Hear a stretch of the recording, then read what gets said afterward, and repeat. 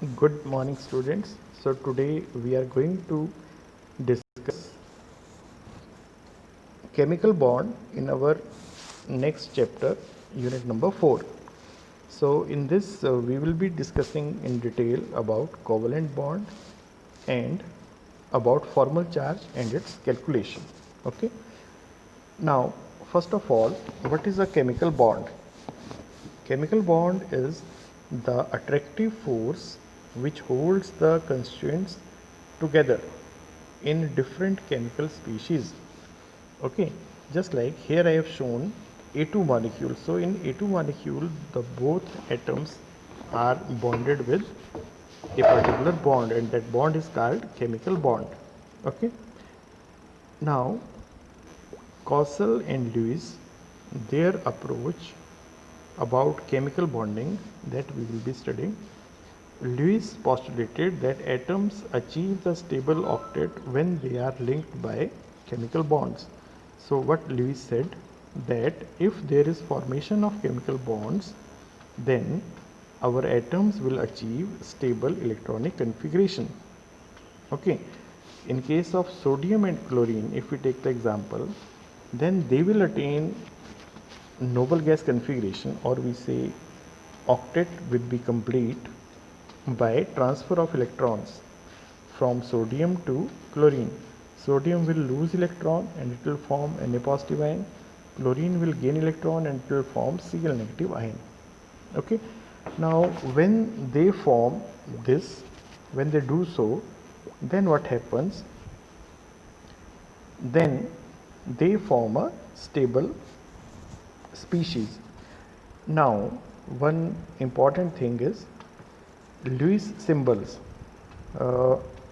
See, in this diagram, in this picture, you can see I have written the symbol of atoms, and then dots are represented.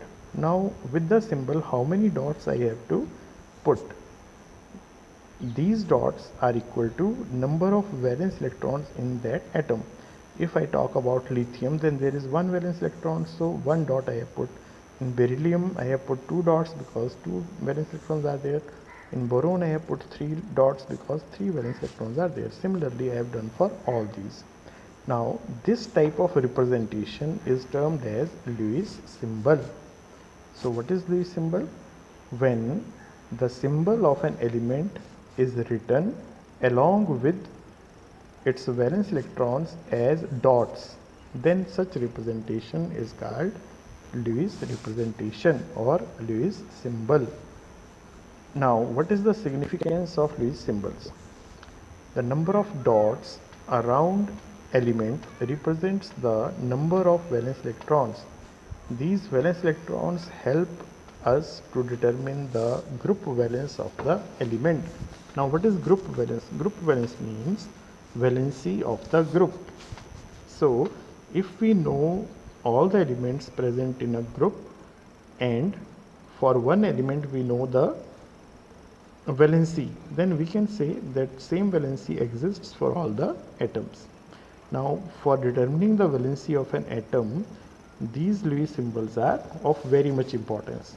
In general, if the number of valence electrons are till 4, then number of valence electrons becomes the valency, and if the number of valence electrons are more than 4, then valency is calculated by 8 minus number of valence electrons. Okay, so suppose there are 6, just like in case of oxygen, there are 6 valence electrons. So what will be its valency? 8 minus 6 equal to 2. So we will say 2 is the valency of oxygen. Okay, now let us discuss the Cossel approach. Okay, so what he said that highly electropositive alkali metals and highly electronegative halogens, they are separated by noble gases. Now what does it mean? It means that alkali metals may change into noble gas configuration, as well as electronegative halogens may change into noble gas configuration by loss or gain of electrons. Okay, now alkali metals, they form cation. Okay, and similarly halogens, they form anions. by loss and gain of electrons. Okay, noble gas configuration means for completing their octet. Noble gas configuration is the configuration in which a particular atom is more stable. Okay, now this cation and anion which is formed, they have attained stable noble gas configuration. Okay, now they will be further stabilized by the electrostatic attractive force. Okay, now see, here you can see sodium has electronic configuration this. When it loses an electron, it changes to this form, and this is noble gas configuration of neon. Similarly, chlorine, it has 287 electronic configuration, it changes to 288 electronic configuration after gaining electron, which is nearest noble gas configuration of argon. Okay, now when these ions form, they are further attracted to form a molecule, and that particular bond which is formed between these ions is called electrovalent bond. Okay, so what is that? The bond formed as a result of electrostatic attraction between opposite ions is called electrovalent bond. Now from electrovalent bond, one more word comes, electrovalence. So what is electrovalence? Electrovalence is total number of unit charge on ion. Just like in this case, Na positive was there. So what is electrovalence of sodium? 1. Similarly, what is electrovalence of chlorine? It is also 1. Okay, how many charges are there? There is -1 and +1, so they are having 1 charge. Okay, so electrovalence value is 1 1. Now what is this octet rule? Octet rule says that atoms of different elements combine with each other in order to complete their respective octets. Means they want to have 8 electrons in their outermost shell, or they want to have 2 electrons in their outermost shell. 2 electrons means duplet, 8 electrons means octet. Duplet is complete for lower elements, just like hydrogen, helium. Okay, now what is covalent bond? Let us discuss in detail what is covalent bond. This term was given by Langmuir. Okay, and Lewis and Langmuir, they explained the formation of covalent bond. Okay, now what is covalent bond? The bond formed between the two atoms by mutual sharing of electrons between them so as to complete their octet or duplet is called covalent bond or covalent linkage. The number of electrons contributed by each atom is known as covalency. Okay, so how will we defining covalent bond? We will say covalent bond is formed by the mutual sharing of electrons between the two bonded atoms. Okay, now one more thing here you have to learn. If two atoms are sharing one electron pair, then we will be writing this pair as single line, and you will say it is a single bond. If two electrons are sharing two pairs of electrons, then we will be writing it as double line, and we will say it is double covalent bond. If they are sharing 3 pairs of electrons, then we will be writing it as 3 lines, and we will say it is triple bond. Okay, now here is the example of single covalent bond. So what is single covalent bond? When two atoms share one electron pair, they are said to be single covalently bonded atoms. Okay, now in this case, Cl, it needs one electron to complete its octet, because after gaining one electron, what it will have? 288, which is a noble gas configuration. Similar is the case with this. So what they will do? They will have one pair of electron which is shared mutually. So this pair is represented like single line and is called single covalent bond. Okay, similarly, if there is sharing of two electron pairs, just like in case of oxygen, there is sharing of two electron pairs. In case of nitrogen, there is sharing of 3 electron pairs. Okay, so in this case it is triple bond, in this case it is double bond. Okay, now let us take one more example. For CO2 molecule, what we do, carbon has 4 electrons, so it shares 2 electrons with one oxygen atom and other 2 electrons with other oxygen atom, and it forms double bond with this oxygen also and double bond with this oxygen also. Okay, so this type of double or triple bond formation is called multiple bond formation or multiple covalent bond. Okay, now we come to a very important topic, formal charge. Okay, now see, what is formal charge? When we have written the structure, means the Lewis structure of any molecule, then we will be showing the valence electrons, the shared electrons, the unshared electrons. Okay, so from that structure we will be knowing two things: total number of non-bonded electrons around a particular atom. Similarly, total number of bonding electrons around a particular atom. And if atom is known to us, then we know the number of valence electrons around that atom if it is in free state. So what we have to do, in the given molecule, we have to number the atoms first, just like we did now carbon dioxide molecule, like this we did. So number of electrons are like this.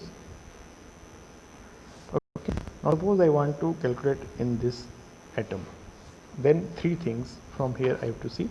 For oxygen, if it is in free state, there are 6 electrons, so here it comes 6 minus total number of non-bonding electrons. For first atom, non-bonding are 1, 2, 3, 4, so 4 are there, minus 4 minus half of total number of bonding electrons. So bonding electrons are total 4, so this way, so it is 6 minus 4 minus 2, so it has come out to be 0. So in this case, formal charge on first oxygen atom of carbon dioxide molecule is 0. Okay, so this way you have to calculate. Now we will be solving one example. Okay, now see, let us consider ozone molecule. If I write the Lewis structure of ozone molecule, it is written like this. There are 3 oxygen atoms. The middle oxygen atom makes double bond with one oxygen atom and single bond with other oxygen atom. The atom with which it makes single bond, that atom is numbered here as 3, with which it makes double bond is numbered as 2, with and itself it is numbered as 1. Now let us calculate formal charge on 1. 1 is the middle one. So what are the number of electrons in free state? 6, because atom is oxygen, minus total number of non-bonding electrons. So how many are non-bonding? 2, minus half of the total bonding. 4 bonding electrons are on this side and 2 are on this side. Total number is 6, so half of 6, so it has come out to be plus 1. Similarly, for 2, if we say for second, for this if we do, then it will be 6 minus 4 are unshared minus half of 4 are shared, so it has come out to be 0. Similarly, for this it will become as minus 1. So if I have to represent the formal charges, then how will I show it? Okay, so see, on this it is 0, on this it is plus, and on this it is minus 1. Okay, so these are the formal charges on this. Okay, now we must understand that formal charges do not indicate a real charge separation within the molecule. Okay, indicating the charges on the atoms in the Lewis structure only helps in keeping track of the valence electrons in the molecule. Where are the total valence electrons in our molecule? That is tracked, that can be checked with the help of this.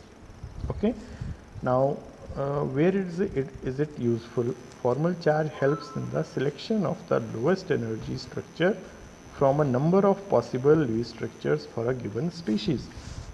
Okay, now see, we have written this form here. In few molecules there may be other ways of writing the Lewis structure of the whole molecule. So if this is the case, then what we will do, we will find the formal charge for all the atoms of all the structures, and then from that data we will determine the most stable structure.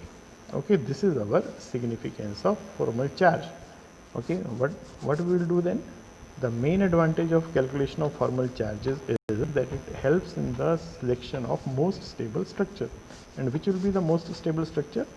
The one with least energy out of the different possible Lewis structures will be which has the lowest formal charge on the atoms. Okay, so when more than one type of Lewis structure can be written, then we will calculate the formal charges in all the structures. That structure in which we are getting the lowest formal charge on atoms, that will be the best structure or best stable structure. Okay, now let us come to limitation of octet rule. So there are few molecules which do not follow octet rule.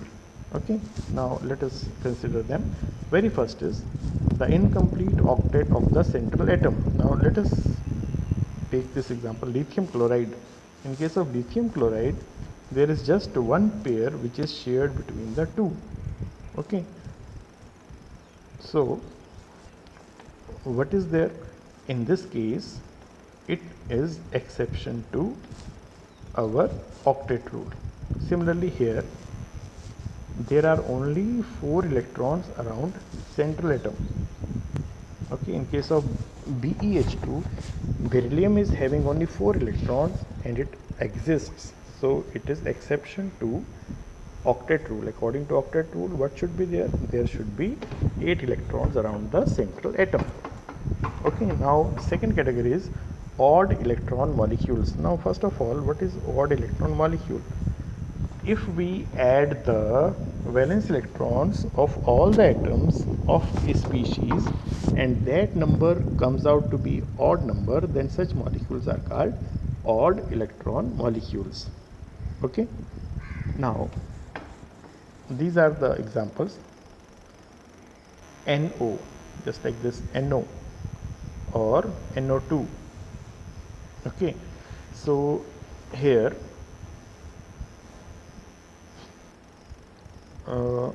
here you can see NO.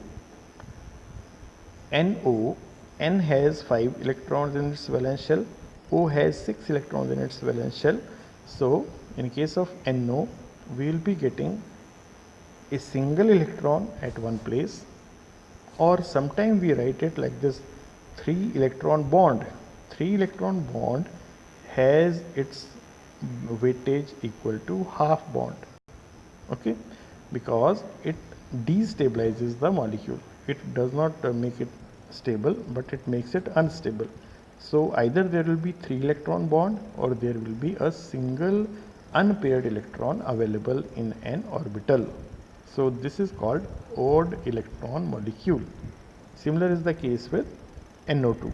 So in NO2 also you can see here in this N there is presence of one single electron. Okay, now third category is the expanded octet. Expanded octet means they are also known as electron rich. Sometimes we use this word. So in this there will be more electrons than 8 in the valence shell. Just like in PF5, if we take, then P is bonded with 5 fluorine atoms, and in the surrounding of phosphorus there are 10 electrons. In SF6 there are 12 electrons surrounding the sulfur. In H2SO4 around sulfur there are 12 electrons. Okay, so all these are exceptional cases, or the things, the molecules which do not obey octet rule. Now some noble gas like this, they combine with oxygen and fluorine to form this type of compounds, whereas xenon and krypton, what are those compounds? These are noble gases. They are having the most stable electronic configuration. According to octet rule, they must not combine, but they are combining and forming the molecules. So this is also exception to the octet rule. Okay, now one more drawback is that it does not tells us about the shapes of molecule. Okay, and it also does not give any idea about the relative stability of molecule. So these are the limitations of octet rule. Now whatever we have done today, on the basis of that you have to solve these home assignments. Okay, thank you.